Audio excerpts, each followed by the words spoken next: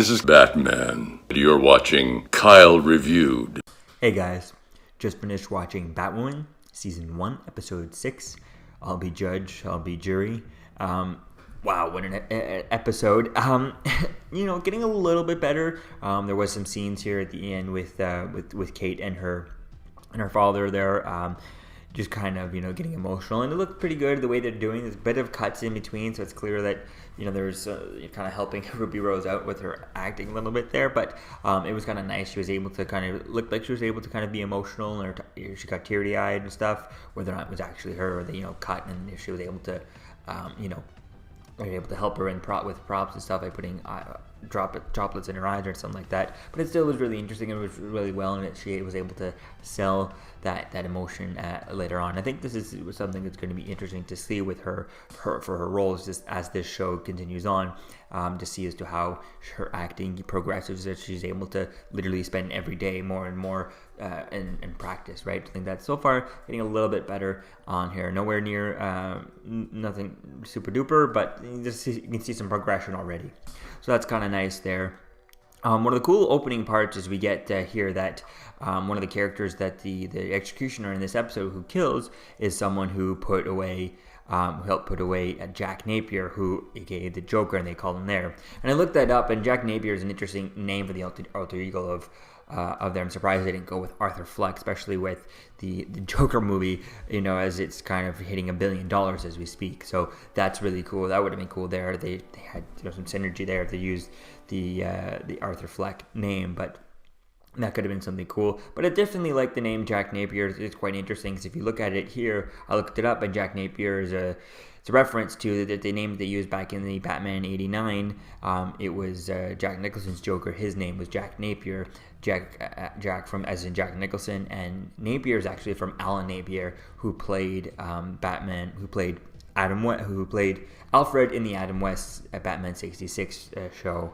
Alan Napier had just passed away, and so they used his name to honor him for the Batman '89 movie. So that's really cool there, and I think I like that. And then bringing that back here to honor Alan Napier is kind of interesting here, honoring them that movie. That started the first kind of Batman. The history of that Batman movie is still filled even today into this show. So that was really cool, and the executioner was really well done. The costume looked really cool. I expected his voice to be a bit kind of dark and maybe kind of like some sort of voice modulator inside of there, or really kind of deeper voice inside of that. But it was kind of interesting the way it did, and kind of looked cool. It looked really interesting, looked really well, looked like something out of Gotham and stuff. So hopefully they can continue that idea, maybe get the people who did all the costume and character designs from Gotham, bring them into this show, because that's one thing that Gotham really kind of stood out. I mean, all it was is villains and not really Batman, right? So they nailed the villains down perfectly. So if they could bring some of those guys over, even reuse some of those costumes, just that could be really, really well done. I mean, the Scarecrow costume they did on Gotham was just perfect. So if they brought that over here, that's something that they could really do, and I think that would bring people would make this show make the show stand out in the Arrowverse versus all the other shows, because it would have the best looking villains than in the Arrowverse. Because Deathstroke is not difficult to do, and Reverse Flash is kind of pretty cool, but the Batwoman using Batman villains could be really well done. And they also have the interesting ideas here that it sounds like the guy, one of the guys who were killed here, was involved with putting Joker in prison. So that could be something cool, having Joker in prison and then be released because of all this. If all of his crimes are going to be, all of the things that he helped do kind of are going to be, going back over type thing, that'd be quite interesting to see as to how things go with that.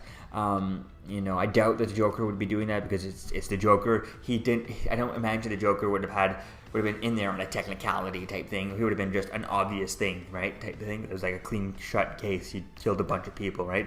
So we'll have to wait and see. But the idea of Joker's around and actually in prison could be something fun to play with at some point. So We get to play a little bit with Sophie, knowing that Batwoman is Kate and stuff, but we don't really go in there. We just get the reveal that, she's going to tell her, and we got that in the trailer from last episode. So that's really kind of, that storyline goes nowhere in this episode, which is kind of boring. We get a little bit about Lucius Fox, about what's going on with Lucius Fox's father. So that's kind of interesting that we find out that his father has passed away. So it'd be cool to see if there's any sort of, Batwing suit at some point. So we'll have to wait and see as to where things could go with that. But all in all, the Beth storyline and Beth and Alice storyline was okay. Didn't really move too much anywhere. We had the her friend there, the mouse, kind of pretend to be someone. But that really didn't. We just got one little thing, and that was it. That gun that could help destroy, destroy Batwoman. But we'll just have to wait and see as to where things go. So I wanted that character to become someone other like Two-Face, or maybe not Two-Face or Clayface, but maybe someone more like False-Face. That could be something cool to play with. So I don't know. I really liked this episode. It was okay. Nothing super duper bad, super duper good. I mean, the villain looked really good. We'll just have to wait and see as to where things go. But one of the things that this show has gotten me interested in trying to think of is, where's the Batmobile? If ever she's been able to find, all these things super easily and all that stuff, where the hell is the Batmobile? That would be really cool. Where's the Batmobile, the Bat plane, the Bat computer, the Bat, like the Bat helicopter, the Bat speedboat, the Bat, it would be really cool to see her go to the Wayne Manor and find that stuff there, I mean, does Luke Fox even know that there's a Bat cave underneath Wayne Manor? I imagine that there would be, and that would be really cool to get access to all of those gadgets. Or at least, find the Bat motorcycle type thing and have that. That would be really cool to actually see where those things are, right? So it'd be quite interesting to see how things go. But I'd like to see a bit more Batman villains to see in here. I'd like to see her go up against Bane. Maybe go up against actual Catwoman, different characters like that. Poison Ivy would be a perfect character for this. Get all the female Batman characters, or gender bend them, do things like that. That could be really cool. But Joker would be a really good one. Harley Quinn, it would be made for this show. But obviously with Margot Robbie in the movies, we can't do that here. So, yeah. So let me know what you think, guys, about this episode in the comments below. Did you like it? Did you not like it? What'd you think? And I'll see you guys in the next video. Peace. Hi, this is Kevin Conroy, talking to you from the library of Wayne Manor. You may know me as Batman.